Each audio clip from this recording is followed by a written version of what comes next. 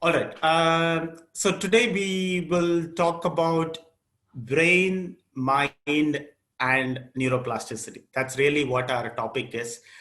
And then we'll come to saying, with this understanding of our brain, our understanding of our mind, and understanding of neuroplasticity, how do we apply that to our real life, which is really our intent.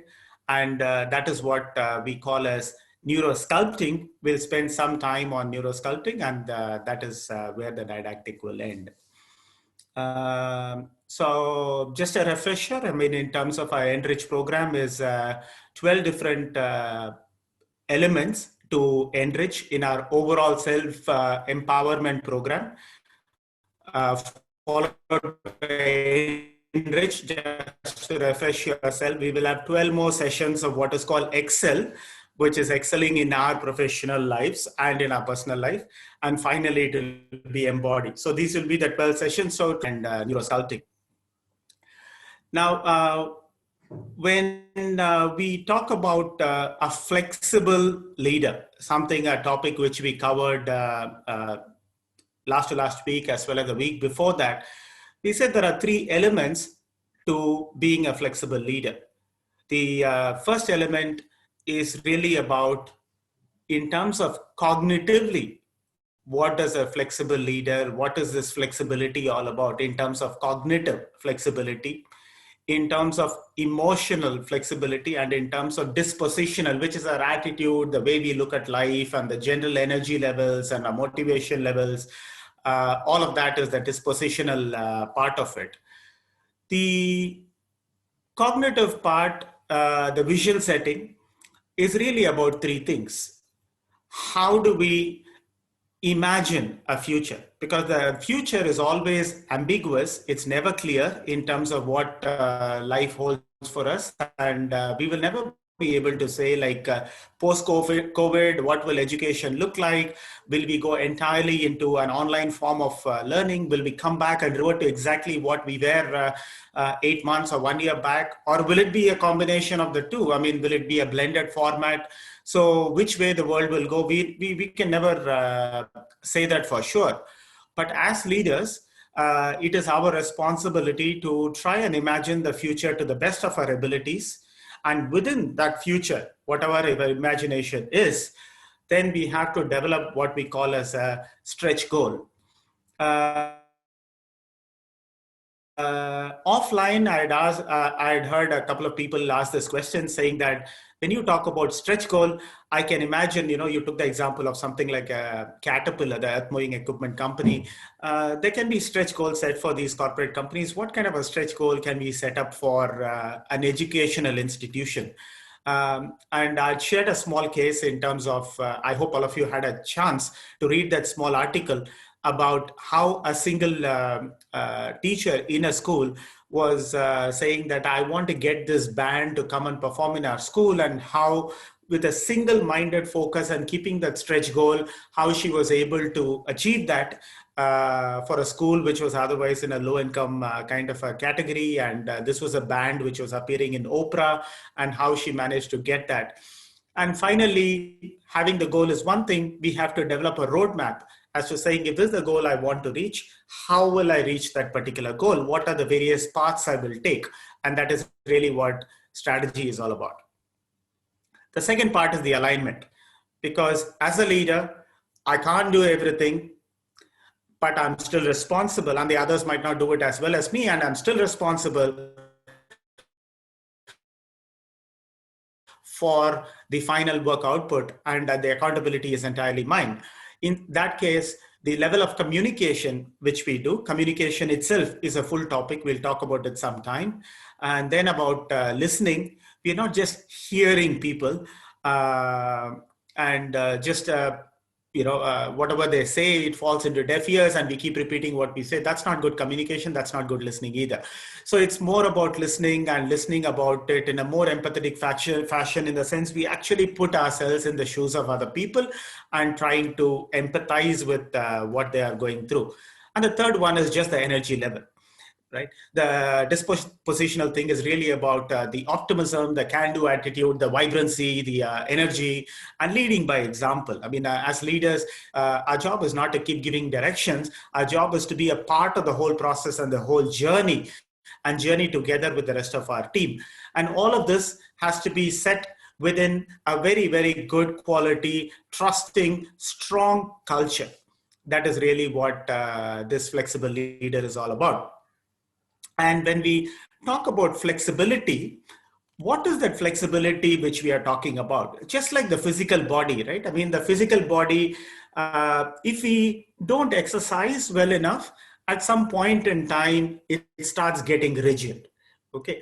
Does that mean that I can only exercise and shape my physical body or keep my physical body fit up to a certain age? Not necessarily. Similarly, in the case of brain, the brain starts getting rigid in terms of cognitively, it becomes inflexible, emotionally, it becomes inflexible, and dispositionally, it becomes inflexible. And all those things combine as far as our brain is concerned as well. And if that happens, we can't cognitively, emotionally, dispositionally be inflexible and still be a flexible leader. That's going to be impossible. So today's topic is really about what is this flexibility all about? What is this plasticity all about is what we will talk. Now, I posted on the WhatsApp group 5 true or false questions. First of all, a big thank you for all the people who replied, and most of you replied, and I'm very happy about it. The 5 questions we asked were A, we use only a fraction of our brains. That was one question we asked. Is it true or is it false? We just had to answer it as true or false. Most of you had posted it there. The second one was something we hear very often, that men are biologically better suited for logic, math, science, and topics like that. And women are far more, brains are far more suited for empathy. Third one is adults can't grow new brain cells. And then there are very clearly different people who are called left-brained people and right-brained people. And finally, our brains are pretty much fully formed by the age of 12, 14, 16, and it doesn't grow much after that, right? And I see a lot of you had said false to at least 2, if not 3 of these questions. But the true or false were all over. Like some of you felt the first one was true. A lot of you actually felt the first one was true. A lot of you felt some of them were true and some of them were false and everything else. But what research is telling us is, while there are elements to all of these things which might have some slight elements of truth to it, very broadly speaking, all of these are false. Okay. It's not to say that we use the entire 100% of our brain all the time. We don't. But it's not like we use only one portion of our brain. We use a lot of our brain. Socially, we have kept the roles of the male gender and the female gender quite differently, and the male gender has been more focused on going out and hunting, gathering, and everything else, and the female part has always been more into nesting and stuff like that, which is socially we have grown more on empathy and all that. I'm not talking about the specific brain chemicals, but the brain per se is not more wired in one way or the other. But out of all these 5, the ones we want to focus on are question number 3 and question number 5, which is adults can't grow new brain cells. And the 5th question is our brains are fully formed by the age of 12 to 14. These 2 are very massive myths. Both of them are myths. Both of them are false. Okay. These are mechanisms we might, or well, defense mechanisms really, which we can say to justify why I cannot change or why I'm inflexible or something of that nature. I can go back to my children and say, you know what, I'm 50 years, I really can't change much from what I am. That's more a justification, that is more of a defense mechanism rather than anything else. And we have enough and more proof that our brains are not fully formed by the age of 12 or 14, and we can continue to change our brain and learn and grow our brain all the way till the day of our death. So adults can continue to grow brain cells all the way up to the day of their death. Okay, that's a fact. It's proven. So that is what we want to discuss today. What we want to discuss today is this topic called neuroplasticity. Neuroplasticity is about brain flexibility. It's about growing our brain. Our brain behaves like plastic, and hence the word neuroplasticity. And neuroplasticity has been, sort of thought of for many, many decades by different people. One of the events which sort of catalyzed this whole process was when in 2004, when the current Dalai Lama had invited to Dharamshala a few neuroscientists, and he's been getting a bit of a trouble about one thing, which is all along it was always thought that the brain is kind of formed, and then if you have to do a certain kind of action, then it can instruct, and then we can do that action. If you want to do a certain kind of physical action, if you want to do a certain type of vocalization or whatever it is, the brain is sort of formed, and then all these actions are so it's like there is an entity which controls, and then it sends the signals out like that. The part which Dalai Lama questioned with the neuroscientists, or rather requested them to really look at, is because he felt that he was quite convinced it could go the other way as well, which is by changing the way I think, right, through meditation or any other form of thinking. I mean, thinking a certain type of thoughts, thinking very deliberately, thinking very consciously about certain things, or by our emotions and feeling very differently, by changing the way we feel, and most importantly, changing the way we act, changing the way we behave, can we fundamentally alter the brain itself? Now that a lot of scientists at that point and said that's impossible, because the brain is a physical structure, right? So if I look at this phone and I keep thinking about it and say, can it turn blue? Can it turn blue? And no matter how much I focus on that, this black colored phone is going to stay black and is not going to turn blue. Whereas in the case of the brain, by simply working on our thoughts and working on our feelings, and most importantly, working on our behavior and action, what people found, the neuroscientists found, was the brain alters, the brain changes fundamentally. New pathways. So how does the brain make pathways? The brain has got like 100 billion neurons in it. Okay, that's 100 billion neurons are there in the brain. And what happens in the brain is various connections, depending on a certain type of thought, various neurons get strung together and they make a connection. And there is a law which is called the Hebbian law, which says neurons that fire, which is firing is like a thought, there is a firing, which is actually like a firing, like an electrical signal, like an electrical impulse. It actually is a physically electrical impulse. So neurons that fire together also tend to wire together. They mesh and they wire together. As the neurons fire together and they wire together, it forms a neural pathway. It forms a clear neural pathway. And once we have formed that neural pathway, then when we go through a new situation, then the brain uses that pathway to interpret it. Now the question is, can we do it the other way around? By going through an experience, can we change the brain itself? Can we change the pathway itself? That is the question which Dalai Lama had posed. And it so turned out after that, neuroplasticity was proven. And it was proven that by changing our thoughts, we can indeed change our brain. By changing our thoughts, the way we think, the kind of things we think, okay, but it's a more deliberate process. It's not automatically thinking about something. It's not about just obsessing with something or anything like that. But by consciously, deliberately changing our thoughts and thinking in a certain way, we can go back and alter the physical structure of the brain itself. That is neuroplasticity. By changing our feelings, how we feel towards situations, we can physically transform the way the brain is. That is neuroplasticity. And most importantly, by changing our behavior, changing our action, we can actually physically change our brain itself. That is neuroplasticity. So neuroplasticity is the brain actually behaves like plastic, where we can mold it, and we can mold it how? By changing our thoughts, changing our feelings, and changing our behavior.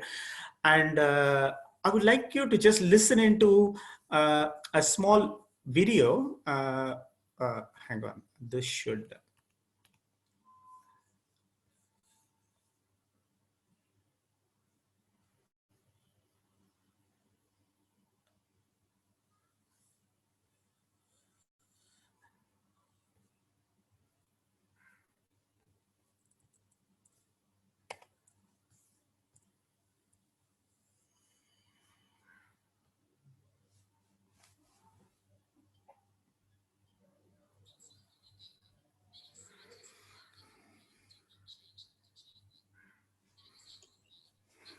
We cannot hear Ramesh. The audio is not working. So can you go on the panel and pick on share computer sound? I the did. Panel above. Okay. I did.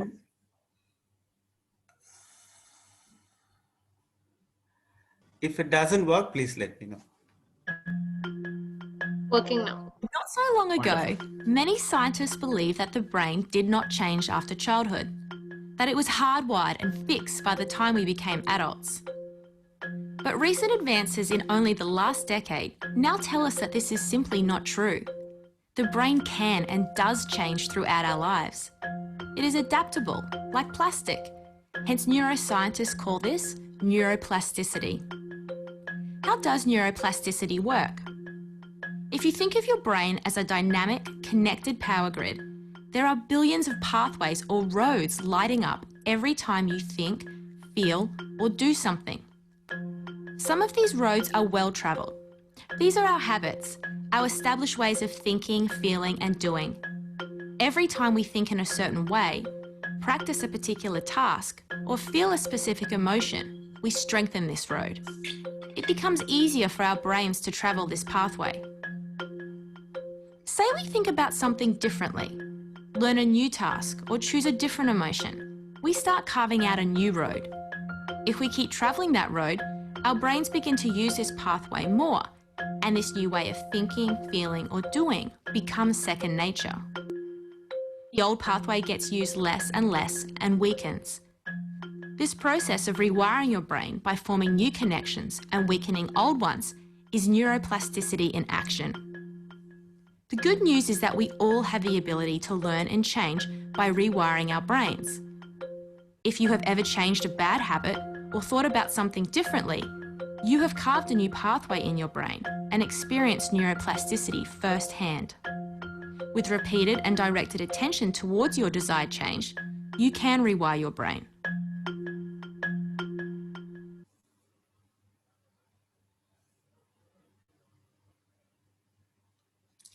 Was the sound clear?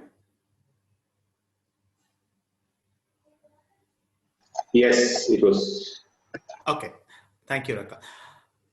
So really, that is neuroplasticity. Neuroplasticity is that we can fundamentally alter the structure of our brain itself by, like the lady said, by changing our thoughts or changing our feelings or changing our action, our behavior in various situations. Right. Okay. If that is the case, then what exactly is our brain all about? Okay. Our brain, we have to just understand two important centers of our brain. We're going to describe and call them as, well, before that, the reason why we want to understand our brain is our brain, by understanding it and by getting a superior understanding of our brain, we get to understand ourselves, because our self-awareness and our self-empowerment really goes up if we are able to understand our brain. So in terms of our brain, we want to talk about what is called the two brain centers. Now, I'm going to show an image, and when you see the image, something is going to happen to you. Right? All right, something happened to us. Now, there's one more image I'm going to share now, and hopefully something else happens when we see that image.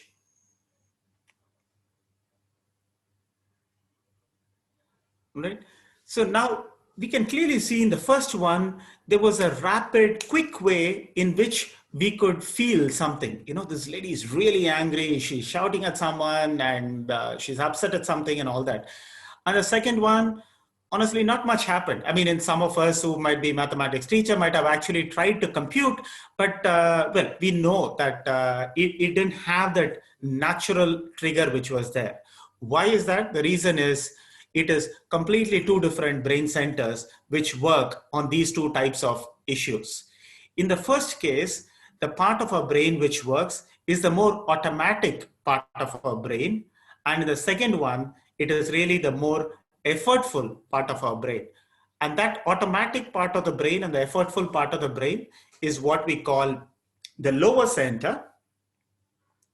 The lower center, which we share with a lot of other animals as well, is the automatic part of our brain.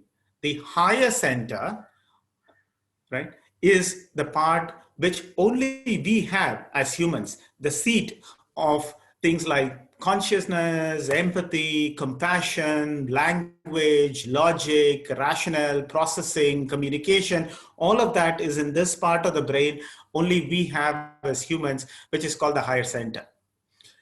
But the lower center is a very efficient part of our brain. There are 50, 60, 100,000 neural connections. One neuron gets connected to so many different, it's a very efficient part of the brain, and it's like really automatic and quick. As soon as we see something, that lady who was having an angry face, we can quickly relate to that particular thing. Whereas the higher center is the less efficient part of it. The less efficient in the sense, it's an effortful part of our mind. So we have to put a certain amount of effort. We have to will it to make things happen. Otherwise, it can just be very lazy. And the lower center, which is very efficient, is permanently or continuously waiting for us to get into action. And a high action lower center means we are doing a lot of automatic thinking, but we are not doing deliberate, careful thinking. And neuroplasticity, if we want to put it to work, then we have to be using the higher center more and more, deliberate thoughts, deliberate emotions, deliberate feelings, and deliberate actions more and more, and less of doing automatic stuff. And that's really what our endeavor will be. What does it mean to have a lower center, which is very, very active, which is something we don't want. We don't want the lower center or our automatic part of the brain to be very active. But in case, if it is active, what does it lead to? What it leads to is we have a larger number of worries and anxieties, greater amount of obsessions, which is repeated thinking, or compulsions, which is repeated action. We could have panic attacks, stress, negative, emotional, hardwired attitudes, addictions, habits, and the last one, automatic negative thoughts. We have one full session, which is saved up only for automatic negative thoughts. We'll talk about in 4 weeks' time. And all of this leading to a certain amount of cognitive inflexibility. And we saw in the first slide, what we really want is to be a flexible leader, and we are empowering ourselves to become a flexible leader by taking advantage of neuroplasticity, and therefore we cannot afford to have cognitive inflexibility. And a lower center being extremely active and out of control will lead to a greater cognitive inflexibility. And if you have a less active higher center, and our ideal is we want it to be more active. If it is less active, what happens is we don't do any deliberate action. right? Our attention span is not good enough. It's going from one to the other. We tend to postpone and procrastinate, get disorganized, poor time management, and unwilling to really learn or act. Laziness, procrastination, all of these are sort of connected, and they're close cousins, as you can see. And these things happen if we don't exercise our higher center. So what we want is, usually we tend to have an active higher center and a not so active lower center and a not so active higher center. What we want is exactly the opposite. But what tool do we have? Or what finding do we have? We have neuroplasticity. And how do we really put it to work? And that is neurosculpting. Right? Neurosculpting is nothing but chiseling away. It's not that we are, the word sculpting is quite important here. It's that ideal self, that self which you desire, that state we desire is already within us. Just like a sculptor, okay, if there is a sculptor who's trying to sculpt a certain statue, the statue is inside the stone. It's just that we have to chip away some of those unwanted things. What are those unwanted things? We have to chip away and remove that laziness. If you have a short attention span, we have to chip away and remove that short attention span. If you tend to procrastinate, we have to chip away and remove the tendency to procrastinate. If you obsess, a higher, more active lower center. If we obsess, we have to chip away that obsession. We have to chip away our anxieties. As we chip away all these things and keep our lower center less and less active and our higher center more and more active, that process of going through it, using that most important finding, which is neuroplasticity, is called neurosculpting, which is, by definition, it's using neuroplasticity to slowly chip away at our brain, forming new connections every day, thereby slowly sculpting a new brain. And embarking on that particular journey of what in Yogakshema we call as evolve, which is going from the current me to a happier, fulfilled, and a more purposeful me, a more empowered me. That is what neurosculpting is all about. One might ask the question, saying, is it really that difficult? You know, this whole thing of neurosculpting where I work on myself, is it really that difficult when we talk about, keeping our lower center less active and a higher center more active? I'm just going to give a very, very tiny problem. And if it was a classroom where I'm doing face-to-face, I can ask you to show a raise of hands and stuff like that. But you try and solve this problem and let's see what the answer is. A bat and a ball costs $1.10. The bat costs $1 more than the ball. And the question is, how much is the ball?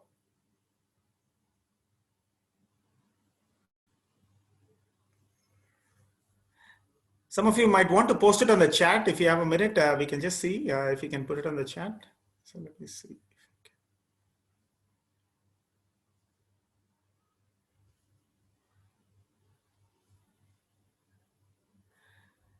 10 cents, 10 cents. Any other answers other than 10 cents? Okay, good enough. A lot of people reply to this by saying 10 cents. All right. Let's think about it. If the ball is 10 cents, what does it say? The bat costs $1 more than the ball. So the bat is $1.10. And $1.10 plus 10 cents is $1.20. That's not the total cost of the bat and the ball. And the answer anyway is, by the way, is 5 cents. Okay. The answer is not 10, it's 5 cents because it's 5 and the other one is $1.05 and the total is 110. What we are trying to illustrate here is not to really check our knowledge of algebra or anything of that sort. It's to say that this is a problem. It's a problem on cognition, which means we have to use the higher center. But our lower center, which is the more active, more efficient part of our brain, quickly takes over, right? Because it's always active. It quickly takes over and says, I can solve this 10 cents. And that's how difficult sometimes it is for us to try and take charge of our lower center. We don't want to control it. We want to take charge of our lower center and take charge of the higher center and keep the lower center a tad less active and the higher center more and more active. So this was really sort of a small example to show that our good old 4 things we keep talking about, saying we're never too old to evolve. Neuroplasticity is giving us that hope, and it's a proven science, and it is absolutely empowering. Never ever too old to evolve. And the second one is, it's a self-empowerment. Only I can help myself evolve. Nobody else can help me evolve. I have to make that choice. I have to answer the why, and I have to evolve. And the third is, it's quite simple. If you look at all the tools, when we come to the tools more and more, we'll realize that the tools are very simple, but it's not easy. It's effortful. We need to put the tools to work, and we have to continue to remember this. While these are all simple things, it will not be easy for us to evolve because it takes effort. Why? Because the more efficient part of the brain is something which has to be kept in check, and the less efficient part of our brain, which is the higher center, has to be taken up, and only then we can create neuroplasticity or take advantage of neuroplasticity and finally come down to neurosculpting. All right, so thank you. With that, I close the didactic, which has taken me about